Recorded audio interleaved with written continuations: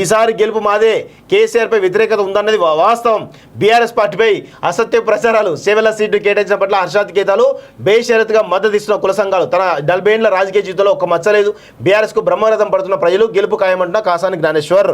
అయితే విషయం ఏంటంటే మిత్రులారా, ఇక్కడ గతంలో బీసీ ముఖ్యమంత్రి అంటేనే బీజేపీ పార్టీకి 8 సీట్లు రావడం జరిగింది. అంటే ఎవరు కూడా ఈరోజు ఖచ్చితంగా ఒక వాదం అంటే ప్రజలు కోరుకున్న దానికి వ్యతిరేకంగా పోదామంటే ఎవరు కూడా నమ్మరు. సో అందులో భాగంగానే బీఆర్ఎస్ పార్టీ ప్రజలు తిరస్కరించారు.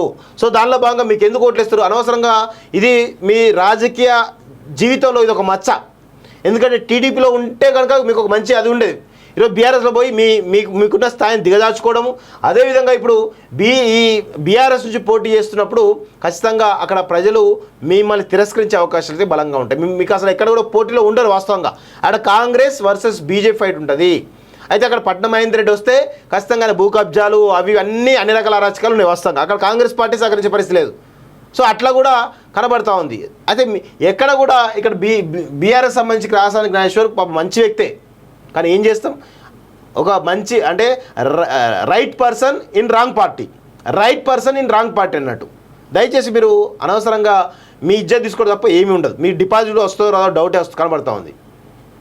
దయచేసి విత్డ్రా అయ్యి మీరు ఎవరికొకరు సపోర్ట్ చేస్తే బెటర్, వాళ్ళు గెలిచే అవకాశాలు ఉంటాయి. అంతే తప్ప ఇక మీరు పోటీలో ఉంటే ఎవరు నమ్ముతారు?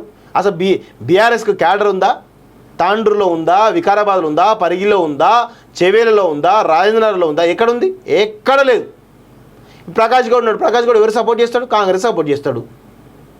ఎల్బినా సుధీర్ రెడ్డి ఉన్నాడు. ఎవరు సపోర్ట్ చేస్తాడు? కాంగ్రెస్ సపోర్ట్ చేస్తాడు. ఇప్పుడు సవితా అంజన్ రెడ్డి ఉంది, కాంగ్రెస్ టీఆర్ఎస్ పార్టీ సపోర్ట్ చేస్తాకుంటారా? అస్సలు సపోర్ట్ చేయదు. ఆమె కూడా కాంగ్రెస్కి సపోర్ట్ చేస్తుంది. ఇట్లా ఎవరికి వాళ్ళ సపోర్ట్ చేసుకుంటారు.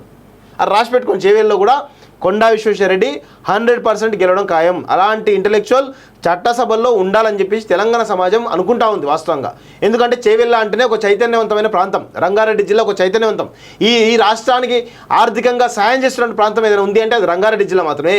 అత్యధికంగా రిజిస్ట్రేషన్లు ఆదాయం అంతా కూడా రంగారెడ్డి జిల్లా నుంచి వస్తుంది.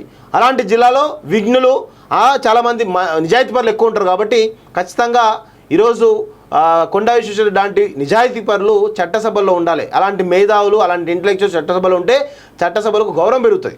అందుకే ప్రజలందరూ కూడా కొండా విశ్వేశ్వరరెడ్డి వైపు చూస్తూ ఉన్నట్టు మనకు తెలుస్తూ ఉంది. దానిపైన మేము గ్రౌండ్లో తిరుగుతా ఉన్నాం, మా టీమ్స్ కూడా తిరుగుతున్నాయి రెగ్యులర్గా.